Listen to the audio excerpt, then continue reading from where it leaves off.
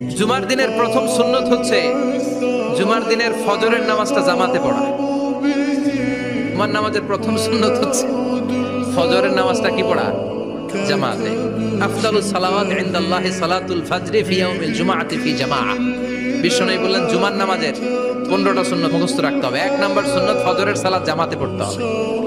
2 number সুন্নাহ হচ্ছে আসওয়াক, মেসওয়াক করা। মাথরাতুন লিল ফাম মারদাতুন লির-রাব, মেসওয়াক করলে দাঁত পরিষ্কার থাকে, আল্লাহ খুশি হয়ে যায়। 3 নাম্বার হচ্ছে দুহুন, তেল মালিশ করবেন। বিশ্বনবী জাইতুনের তেল চুলে আর গায়ে দিতেন।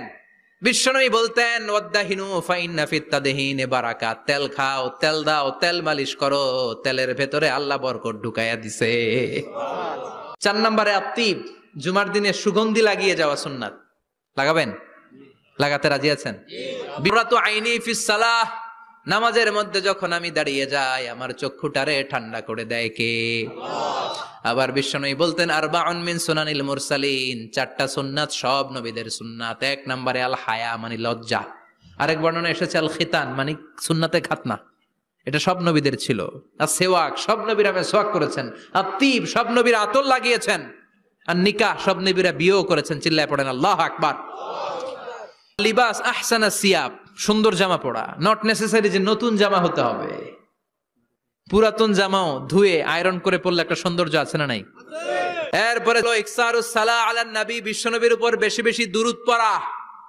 বিশ্বনবী বলতেন জুমার দিন শ্রেষ্ঠ দিন, এই দিন আমার উপর বেশি বেশি দুরূদ পড়ো। ফাইন্না সালাতাকুম মা'রুদাতুন আলাইয়া, কেননা তোমরা যে আমার উপর দুরূদ পড়ো, আমি মরে যাওয়ার পরে এই দুরূদগুলো কে পাঠিয়েছে তার নাম, তার বাবার নাম সহ ফেরেশতারা আমার কবরে দিয়ে আসে। সুবহানাল্লাহ।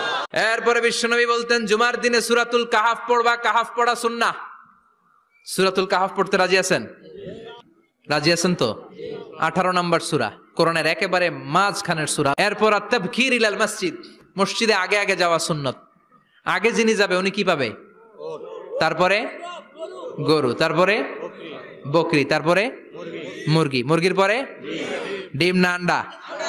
আন্ডা। আল মাশিউ আলাল ইকদাম, বিশ্বনবী বললেন হেঁটে হেঁটে জুমার নামাজে যাওয়া সুন্নাহ। রিকশা, হুন্ডা, সাইকেল, সিএনজি দিয়ে গেলেও হবে, কিন্তু হেঁটে হেঁটে গেলে সওয়াব বেশি না কম? প্রতি কদমে কদমে আমলনামায় সওয়াব দিয়ে দিবে কে? এরপরে বিশ্বনবী বললেন আদামু তাখাত্তি রিকাবান নাস, মানুষের ঘাড় ডিঙ্গিয়ে সামনে না যাওয়া সুন্নাহ। এরপরে বিশ্বনবী বললেন দুখুলুল মসজিদে রাকাতাইন, জুমার নামাজের দিন মসজিদে ঢোকার পরে 2 রাকাত পড়া সুন্নত। কয় রাকাত? 2 রাকাত। রাজি আছেন? কবলাল জুমা বাদাল জুমা, অনেকে প্রশ্ন করে বাদাল জুমা 4 রাকাত, মসজিদে পড়লে 4, ঘরে পড়লে 2, কিন্তু কবলাল জুমা